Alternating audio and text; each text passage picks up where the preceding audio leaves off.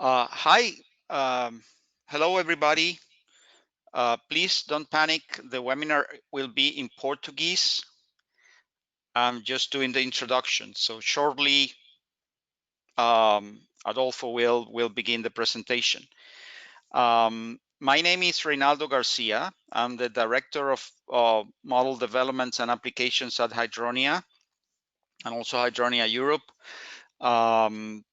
Adolfo Correa is the director at Brazil Hydro, and his company is Hydronia representative, both technically and commercially in Brazil.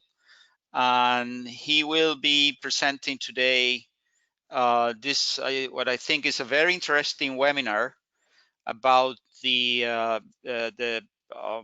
Brumadinho disaster that occurred early this year in Brazil, and particularly the application of two-dimensional modeling to replicate this event and try to show you how these tools can help in improving the way we deal with emergencies and also planning of this hazard.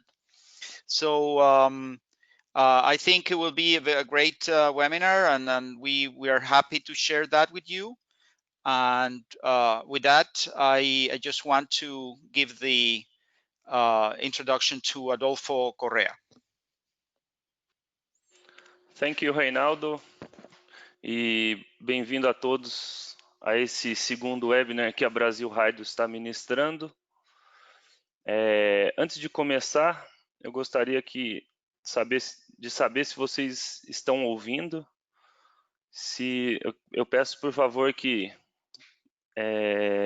mande uma pergunta ou levante a mão aí só para confirmar que todos estão ouvindo o webinar. Beleza, já temos essa confirmação aqui. Obrigado, Adriano. Bom, o webinar de hoje, a gente vai tratar da avaliação da ruptura da barragem de rejeitos em Brumadinho por aplicação de modelagem 2D.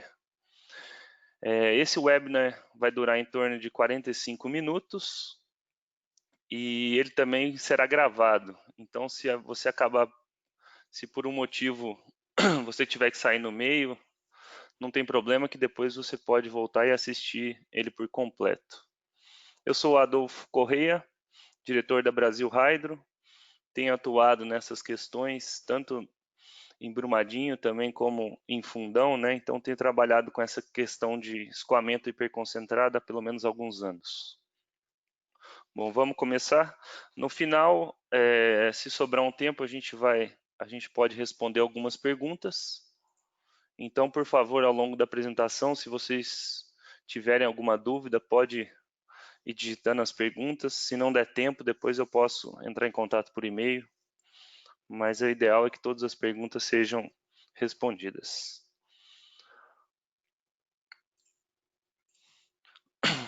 Como o sumário dessa apresentação, vamos passar pela ruptura da barragem 1, né, na mina Córrego do Feijão em Brumadinho.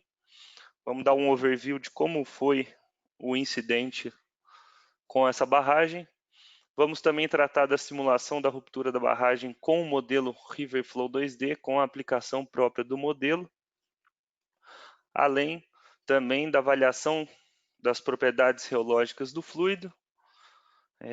Também é uma discussão sobre cenários com variações reológicas que foram empreendidas nessa simulação. E depois vamos tratar da questão das conclusões e observações que podem ser feitas aí para uma melhor estimativa de dano potencial associado aí com as barragens de rejeito. A barragem 1, também comumente chamado de Brumadinho, barragem Brumadinho, é a barragem 1 localizada na mina Córrego do Feijão, no município de Brumadinho. Foi construída em 1976 pela Ferteco Mineração, adquirida pela Vale em abril de 2001. É uma barragem construída pelo método de alteamento a montante. Então, na parte superior aqui da tela, a gente consegue ver que Depois do dique de partida, os alteamentos são realizados sobre o próprio rejeito. Essa barragem faz parte do conjunto de deposição de rejeitos de minério de ferro. É importante ressaltar essa questão do minério de ferro pelas propriedades e densidade do material, que se difere bastante das questões de somente areia, né? Somente deposição com areia, então é uma densidade muito mais elevada. A altura da barragem constava em 86 metros, comprimento da crista 720 metros, a área disposta de rejeitos em torno de 249 mil metros quadrados, um volume aproximado de 11,7 milhões de metros cúbicos, e essa barragem parou de operar a partir de 2014. A gente pegou todos esses dados aí de fontes como a Vale e outras fontes públicas. Então essa aqui é a barragem B1 e aqui a barragem B6 na sua lateral. A barragem 1 da mina Córrego do Feijão possuía inspeções a cada 2 semanas. A barragem contava também com 94 piezômetros e 41 medidores de nível. A barragem também possuía o PAI-BM, conforme a portaria 70389 do DNPM. Contava com monitoramento de vídeo e sistema de alerta sonoro. E há relatos de simulações de evacuação interna realizados em 16/6/2018. Então, agora passando um pouco para o que aconteceu realmente lá na região, a ideia desse webinar não é caracterizar a ruptura como ela aconteceu, é somente demonstrar a vocês que ferramentas como o Riverflow 2D podem lhe dar uma melhor estimativa das manchas de inundação a jusante quando se utiliza a questão de o escoamento hiperconcentrado. Então, às 12 horas e 28 minutos de sexta-feira, 25 de janeiro de 2019, a barragem rompeu, afetando mais de 9 quilômetros de área localizada a jusante. Os 9 quilômetros são até a questão da a confluência. Esses 9 quilômetros se dão até na confluência aqui com o rio Paraupeba. Infelizmente, houve um dos maiores acidentes de trabalho do Brasil, né, com uma estimativa de perda de vidas desaparecidos de aproximadamente 300 pessoas. Um acidente muito, muito trágico e triste aí para os brasileiros. Então, aqui na direita é uma carta cedida por uma questão de um acordo mundial em que as entidades operadoras de satélite cedem imagem para a Defesa Civil e elas conseguem fazer uma estimativa aí quase praticamente em tempo real do que aconteceu. Então aqui a barragem, a área administrativa, descendo aqui o Córrego do Feijão, chegando até a confluência com o rio Paraupeba. Grande parte desse rejeito acabou que ficou por depositado até nessa região marcada em vermelho, e a partir disso a gente teve um outro fenômeno de transporte, que foi o transporte de sedimento e suspensão. Mas a questão do mud flow ocorreu principalmente nessa área, até por conta da densidade do material e das questões de concentração volumétrica.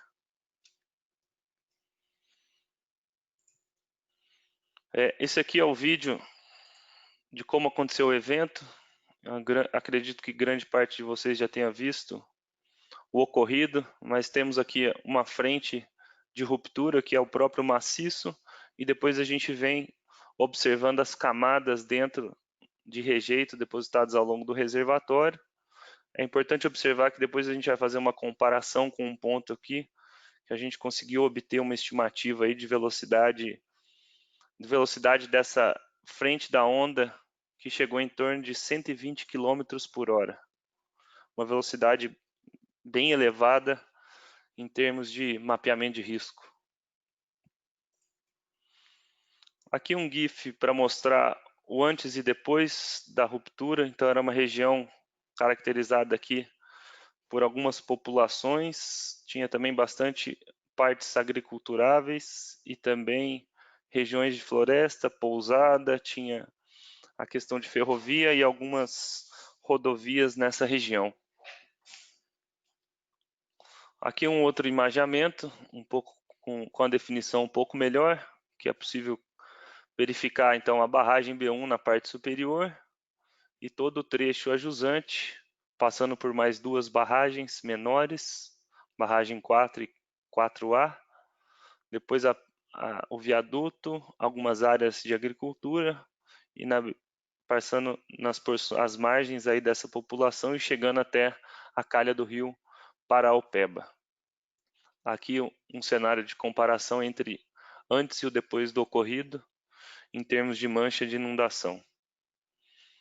É possível a gente também verificar que houve, como o fluxo de rejeitos ele possui uma energia maior de escoamento, a gente consegue observar que parte dessa estrutura de uma ponte ferroviária, de um pilar de, se eu não me engano, 4 ou 5 por 5, né, metros, foi derrubada com o impacto dos rejeitos. É possível observar também zonas de deposição de rejeito, grande parte caracterizada pelas entradas de afluentes ou talvegs. Então aqui são regiões que depositaram entre 8 e 10 metros de rejeito aqui, e uma pequena escavação aqui na porção do leito fluvial do córrego Ferro Carvão. Aqui mais algumas imagens da região. Então, a estrada para Alberto Flores, você consegue observar claramente que há uma deposição de material ao longo da calha, ou seja, todo o rejeito que saiu da barragem 1, nem todo o rejeito que saiu da barragem 1 chegou até a calha do rio Paraopeba. Grande parte, a partir das propriedades geológicas, permaneceram depositadas sobre a calha do ferro carvão e as áreas adjacentes.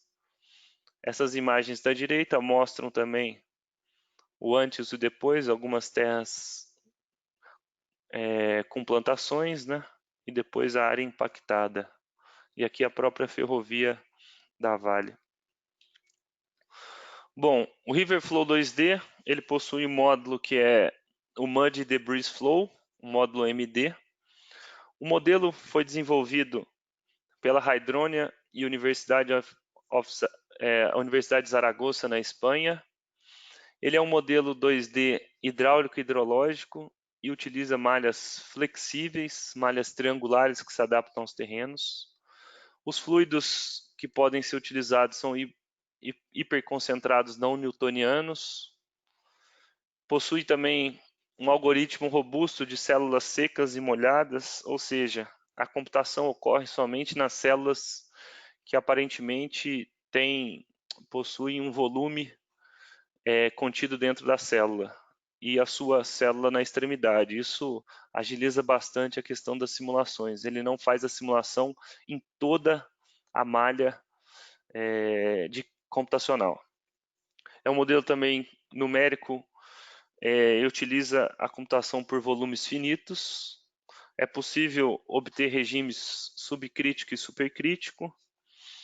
Também a questão de estruturas hidráulicas podem ser inseridas, como bueiros, vertedouros, diques, pontes, comportas e também aí um módulo de brecha integrado.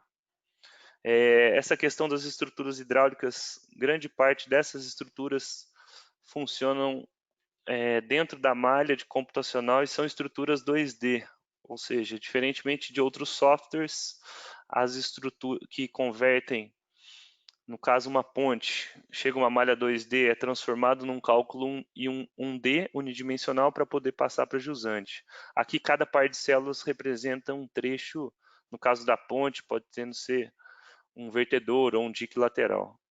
Tem uma ótima integração interface com o QuantumGIS, que é a base do modelo. A base computacional gráfica utiliza o QuantumGIS, ou seja, você pode criar todo o seu projeto dentro do QuantumGIS e isso é exportado e trabalhado pelo modelo numérico do Riverflow 2D e depois os resultados são obtidos novamente no QuantumGIS em formas de shape e raster. Os mapas apresentam como resultado mapa de ameaça e é possível também a criação de vídeos em alta resolução de todo trecho, de trecho particionado, com zoom em algumas áreas. É bem interessante. A questão da computação pode ser GPU, né, que é a Graphic Process Unit. São placas gráficas computacionais que aceleram em até 700 vezes mais a simulação. E também a opção de trabalhar a computação na nuvem. Então, você teria uma máquina destinada, uma máquina virtual, em que você pode atingir aí resultados impressionantes de simulação, tempo de simulação.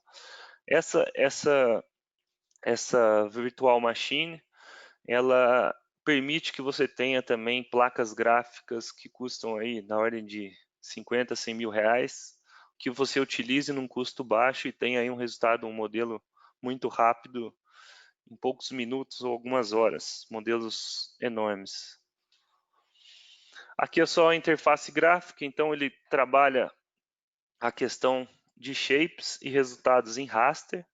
Aqui no fundo é possível ver a malha computacional triangular, que foi utilizada no caso nesse modelo.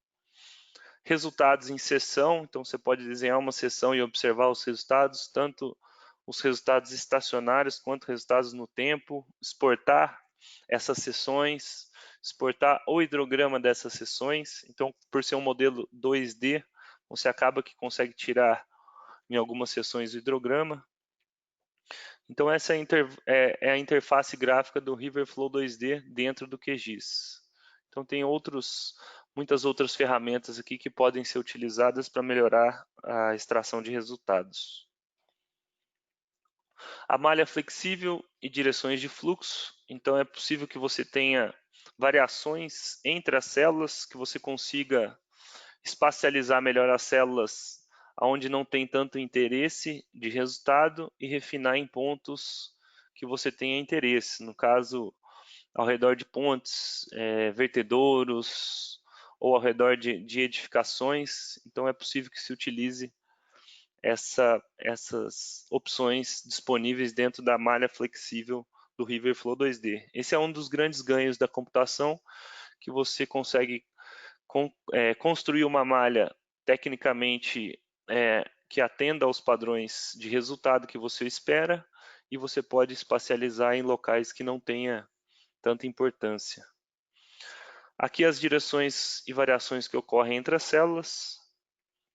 O Riverflow 2D utiliza as equações de momento e também, além de utilizar a computação por velocidades e profundidades, ele também tem um termo que leva em consideração, esse termo é uma fricção, né, que leva em consideração o ρ, que é o diferencial desse modelo hiperconcentrado, em função, então, da densidade e outros parâmetros constante dentro das formulações geológicas aqui disponíveis e presentes na literatura. Então, essas formulações geológicas são a partir aí pode-se utilizar, né, o escoamento, formulação turbulenta, full Bingham, simplified Bingham, turbulent and Coulomb, turbulent and yield, turbulent Coulomb and yield, quadratic and granular.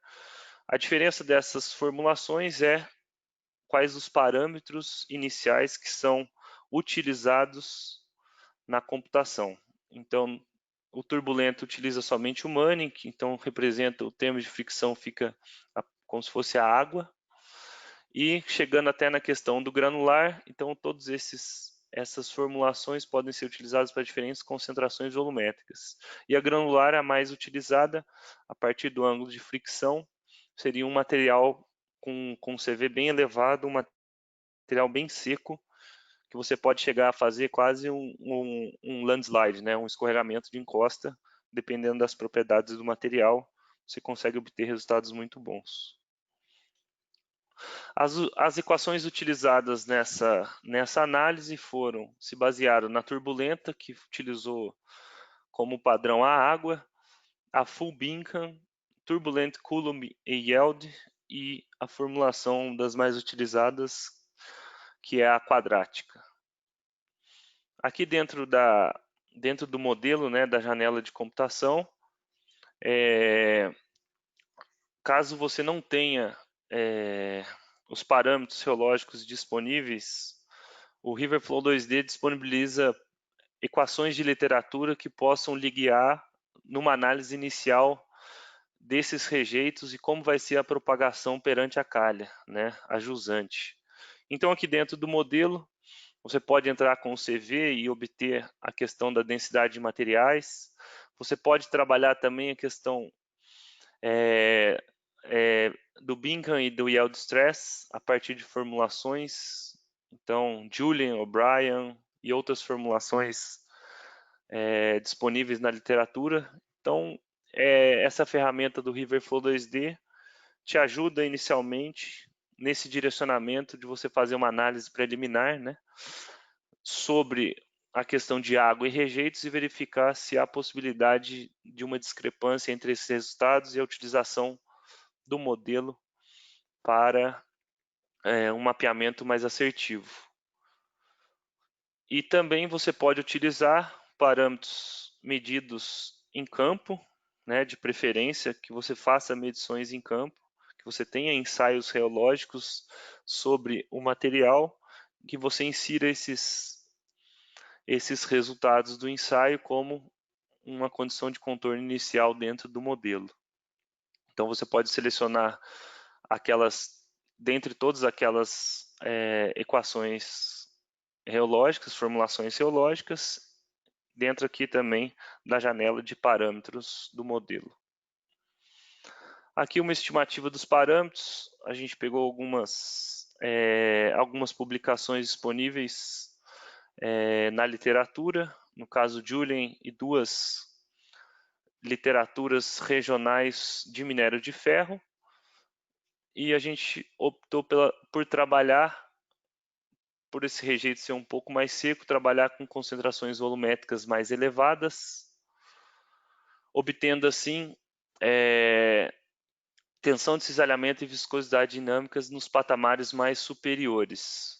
Então aqui é uma mistura a fundo, pontos em preto, escala de cinza, temos os resultados do Julian no livro Erosion and Sedimentation, e os pontos plotados temos alguns resultados aí de teses de mestrado da UFMG, dos nossos colegas Natália e Vinícius. Então a gente utilizou desses dados para fazer uma estimativa. Como não havia medições ou ensaios relógios específicos, resolvemos por fazer essa estimativa aqui a partir desses dados públicos. Entrando agora na questão do modelo em si, como foi construído, todo o material utilizado foi obtido a partir de dados públicos. Utilizou-se um Manning único para calha de 0.08. Obteve-se também um MDT, um modelo digital de terreno antes e após o evento. Como condição de contorno, utilizou a superfície original dos rejeitos antes da ruptura, ou seja, eu vou mostrar isso no próximo slide, e é possível entender que você pode entrar com a configuração original da barragem. Você não precisa fazer uma linha e tentar acertar aquele volume contido nessa barragem para dentro dessa linha. Você pode entrar, no caso, com a geometria do próprio maciço. Isso é possível por conta do tipo de ruptura que se sucedeu, que foi uma liquefação. É lógico que outros tipos de ruptura você não poderia utilizar dessa ferramenta. A jusante utilizou profundidade normal do rio Paraupeba, e a variação dos parâmetros geológicos os cenários de 1 a 4, formulações geológicas, as variações de tensão de cisalhamento e de viscosidade dinâmica, e a densidade do material a gente optou por inserir um valor próximo a 3. Na falta de dados, a gente trabalhou com de dados assertivos, a gente trabalhou com essas variações de resultado, variações de inputs, para tentar obter aí o melhor resultado dentro desse modelo. Aqui um exemplo do MDT pós a ruptura. Então, a imagem aqui na esquerda e o MDT na direita. É lógico que há variações. E uma imagem aqui antes da ruptura. No caso, o Riverflow 2D permite que você entre com o raster, no caso esse raster aqui na parte inferior, sobre a geometria final. Ou seja, você não precisa desenhar uma linha e tentar ficar acertando o volume dentro da barragem para fazer a sua ruptura, né? Para esse caso de liquefação, essa ruptura por liquefação, você pode entrar realmente com a geometria e até as bermas do barramento, né? O próprio volume do barramento ele entra na conta aqui dentro desse raster. É como se fosse uma superfície para quem trabalha com a questão de processamento aí de topografia, uma superfície dentro do Civil 3D. A gente fizemos aí uma malha computacional de 382, aproximadamente 383 mil células, cobrindo uma área de 10,5 km², tamanho médio do elemento de 7,39, tamanho mínimo 3,6 e o máximo 12 metros. Então é uma malha bem robusta, você pode ver no fundo que as células são bem pequenas e bem aproximadas, para tentar obter aí o melhor resultado para essa simulação. Comparação entre os resultados do modelo e o observado. Aqui temos o cenário 1, só a fins de comparação, é possível observar que o cenário 1, ele majora pela água ser muito mais fluida e ter muita facilidade no escoamento inicial, ela majora aqui em grande parte a inundação por todo o trecho, inundando até áreas tanto no Paraopeba quanto nas regiões a montante. Então, esse foi o resultado aí para a questão da água. Quando utilizou o escoamento Bingham, você vê que também ele majorou a situação, a inundação inicial, e esse foi o final do modelo, ou seja, todo o volume contido aqui ele ficou retido nesses primeiros quilômetros, não representando muito bem essa questão inicial aqui, majorando em grande parte a mancha de inundação e a propagação, que ela parou em alguns quilômetros, né, não chegando até a calha do rio Paraopeba. Já os cenários que obtiveram o melhor resultado foram o Coulomb Yield Stress. Esse é o resultado final que ele, pela ruptura em si ter sido feita da parte frontal do maciço e depois as camadas de rejeito serem desplacadas e irem se liquefazendo, isso não aconteceu, vamos falar, tudo no instante inicial, a gente tem uma pequena majoração da mancha de inundação, mas o restante do modelo ele casa perfeitamente e até a própria deposição sobre o rio Paraopeba. Então esse rejeito ele parou na calha do rio Paraopeba e não se propagou mais. E o quadrático também, bem próximo aos resultados do Coulomb Yield, também uma pequena majoração por conta da própria ruptura e um bom casamento dos resultados aqui na calha do rio Paraopeba. Então se você colocar, dá para ver que a mancha é um pouco maior nessas regiões iniciais, mas ela se adere muito bem ao restante de todo o modelo. Aqui também mais um resultado aí sobre a estrada Alberto Flores. Então, a imagem e o resultado do modelo em termos de raster, é possível ver que o modelo, os resultados ficaram bem aderentes na estrada. A questão da área impactada, o Riverflow 2D do simulado versus observado, a área afetada entre a barragem e o rio Paraopeba. Então, essa área observada veio da Embrapa, né? Fizeram uma medição por imagens de alta resolução, chegaram a 297 hectares. É possível ver que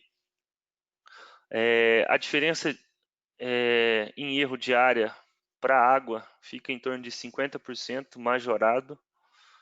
A questão do modelo Full Bingham tem um erro de 12%, apesar de ser um erro até aceitável de 12%, a gente não pode levar isso ao pé da letra, porque a gente tem uma deposição muito grande no início, depois o fluido para. Então, esse erro tem que ser avaliado junto a outras questões dentro do modelo também, não somente o erro em área, quer dizer que esse modelo foi bem aderente ou não. Mas muito impressionante, tivemos esses resultados em questão para os cenários 3 e 4, Coulomb Yield e o quadrático, em que apresentaram aí variações de 3 a 4% em resultado em termos de área depositada de rejeitos pós a ruptura. Um outro exemplo aqui do observado sobre os dados observados sobre as estimativas do modelo é sobre a estrada Alberto Flores. Ao final do evento, a gente conseguiu observar aí, fazer uma medição por escala, utilizando essas pessoas e as árvores, que a gente tem variações de deposição de 4 a 5 metros sobre a estrada Alberto Flores, e a profundidade média obtida no modelo sobre a estrada ficou em torno de 4,8. Então são resultados bem impressionantes aí do casamento e da deposição em si do material pela calha, né? Então o modelo realmente representa que houve uma deposição desse material sobre a calha, não chegando todo esse rejeito até a calha do rio Paraupeba, só parte dele chegou ao Paraupeba. Outra questão é a comparação entre o tempo de chegada. Então temos aí a estação Alberto Flores aqui na parte de baixo do modelo, e temos também uma seção que tiramos próxima à estação, né, para a gente verificar esse tempo de chegada. Então a gente consegue ver aqui a questão essa é uma estação, nessa estação Alberto Flores a gente consegue ver essa variação, né, de nível. Então uma estação que registra nível, a gente consegue ver que esse nível se elevou em torno de 5 metros, né, causando aí como se fosse um dique, uma deposição sobre a calha do Paraupeba. Então esse nível teve que a vazão no rio acaba que criou uma barreira, e esse nível subiu, tendo que transpor essa barreira aí feita pelos rejeitos dentro da calha aí do Paraupeba. E em termos de tempo de chegada, a gente vê que levou em torno aí de 10, 14 horas para que todo esse material fosse depositado na calha do rio Paraupeba. Esses resultados são resultados públicos da ANA, né, nessa estação Alberto Flores, que fica a montante um pouco da confluência na calha do rio Paraupeba. Outro aqui a seção, né, na estação Alberto Flores. É possível que a gente veja aí o tempo de chegada na seção. Então a gente consegue ver que a partir de 40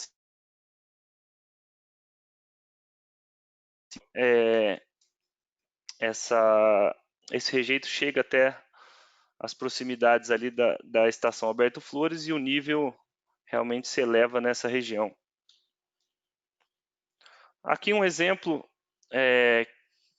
utilizado como algo a mais, né, que a gente fez, que foi para verificar a questão do tempo de chegada inicialmente ali próximo à região da barragem. Então a gente marcou um ponto, e dentro do modelo feito a partir do Paraview e dentro da simulação realmente do acidente, realmente como aconteceu, a gente conseguiu uma estimativa muito boa desse tempo de chegada nessa região, e conseguiu com isso também verificar alguns resultados, como a velocidade de escoamento nos primeiros quilômetros, aí, que chegou da ordem de 120 km por hora. Aqui um volume mobilizado, são dados, a partir de dados públicos, podem ser que não sejam tão coerentes com o real, né? Mas eles ficaram bem próximos no simulado como observado.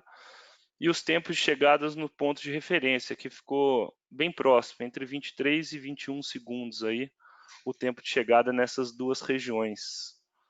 Então aqui na esquerda temos aí o vídeo realmente do evento, como aconteceu, e na direita o modelo obtido a partir do paraview, né, de como essa massa aí se propagou sobre a superfície do terreno.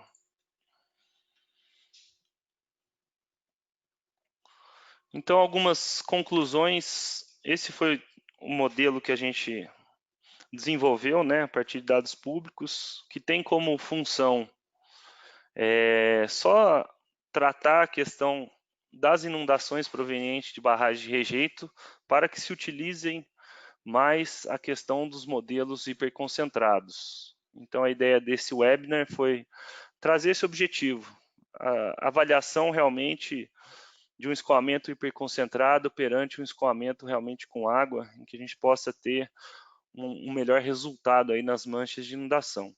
Algumas conclusões foi que assumir a propagação como água superestimou a área de inundação e subestimou as profundidades.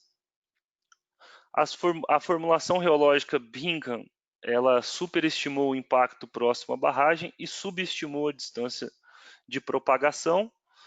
Ou seja, é o que eu mostrei lá, não só a área está muito boa, né, comparação em termos de área ficou bem aderente, mas a questão realmente da distância percorrida pelo fluxo de rejeitos, ela ficou bem discrepante. As formulações geológicas Quadratic e Columbield proveram os melhores resultados quando comparado ao observado. Óbvio que isso aí são estimativas, o modelo digital de terreno não é tão preciso, temos aí essa questão dos parâmetros geológicos que foram também estimados por dados públicos, então, mas já é um bom resultado para verificar aí que o modelo, em termos desse trabalho, ficou bem acurado referente a alguns resultados, em termos de volume mobilizado, área impactada, tempo de chegada e profundidade da lama. E uma estimativa aí é que esse modelo simulado com a placa gráfica, ele rodou 52 vezes mais rápido do que um núcleo, do que um modelo que fosse simulado dentro de um núcleo de processamento, né? Que estão aí nos principais softwares de mercado aí disponíveis no mercado. Então, assim, essa diferença de 52 vezes não parece um número tão assustador, mas quando você leva isso para a questão de horas, né, é a mesma coisa que falar que você tirou um modelo que rodava 52 horas, começou a passar a rodar com 1 hora. Então, uma das grandes vantagens do Riverflow 2D é isso, é o tempo de processamento que você acaba utilizando para outros serviços, para fazer outras coisas dentro do escritório, né? E você tem ali resultados muito acurados em um tempo muito curto.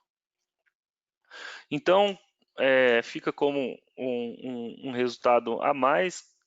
Eu acho que o grande objetivo desse webinar está nessa última conclusão, é que o modelo pode prover um importante suporte para a melhoria das estimativas de inundação e consequente melhor avaliação de risco a jusante das barragens. Ou seja, há diferenças ao assumir até a água como um fluido para essas barragens de rejeito. Isso dá diferenças em termos de profundidade, de tempo de chegada, de área de inundação.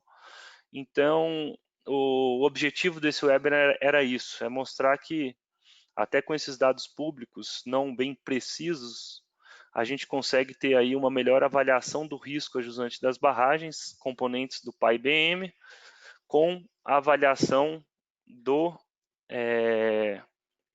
com avaliação a partir aí de fluidos não newtonianos. É lógico que é preciso ensaios específicos nos fluidos e que isso aí vai ajudar numa estimativa melhor para as populações aí localizadas embaixo dessas barragens de mineração. Aqui é um a mais do modelo de resultado no paraview, que mostra um pouco a questão. Dentro do paraview, os resultados, você pode trabalhar resultados até tridimensionais, né? Você pode gerar aí vídeos e outras funções a mais.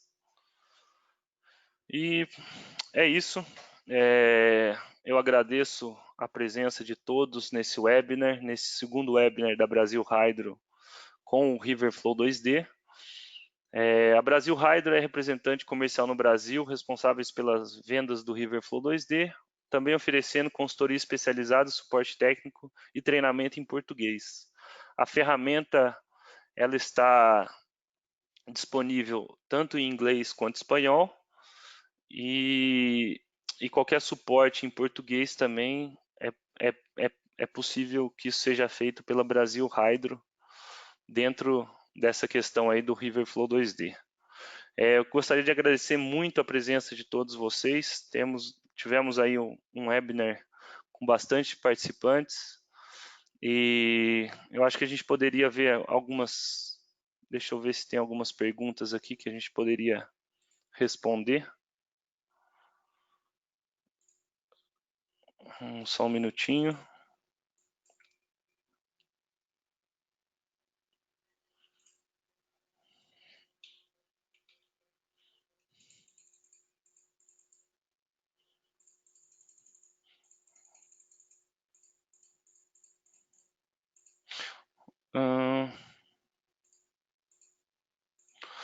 Tem uma pergunta aqui a respeito de qual modelo se adequaria melhor para estimar os impactos a jusante quando se tratar da questão da barragem de terra de hidrelétricas. Então, no caso, o modelo aí, ele é possível que isso seja utilizado o módulo de brecha para as barragens de terra, então tem esse componente de brecha dentro do modelo Riverflow 2D, e você coloca toda a questão do MDT em si, tanto do reservatório quanto da jusante integrado. Então, a diferença desse modelo do Riverflow 2D, além dessa questão do escoamento hiperconcentrado, é a possibilidade de construir um modelo somente para toda a simulação. Então você não precisa fazer a ruptura em um software e depois trabalhar a propagação em outro, né? Aqui você conseguiria fazer isso integrado e dependendo das condições a jusante dessa área, você chega a ter aí resultados, vamos falar assim, muito mais aderentes. Ou seja, as condições de contorno hidráulica, às vezes de um vale a jusante, pode influenciar na descarga que passa pela brecha. Então, isso eu acho que é muito interessante, essa questão aí da ruptura integrada para esse tipo de modelo. Como o nosso tempo está chegando no final, eu vou pegar todas as perguntas aqui e vou responder no e-mail de cada um. Tem diversas perguntas, a gente recebeu muitas perguntas, não vai conseguir responder isso tudo a tempo. Eu gostaria de deixar um convite aí a todos que tenham interesse na ferramenta, pode me mandar um e-mail, adolfo.correia@brasilhydro.com, a gente entra em contato, faz uma apresentação e mostra que realmente que os modelos, principalmente esses modelos hiperconcentrados, eles trazem uma estimativa melhor e pode ser utilizado aí para um melhor mapeamento das populações e melhorar a questão do risco a jusante dessas estruturas. Agradeço a participação de todos e voltamos em breve com mais um webinar. Obrigado a todos e tenham uma boa semana.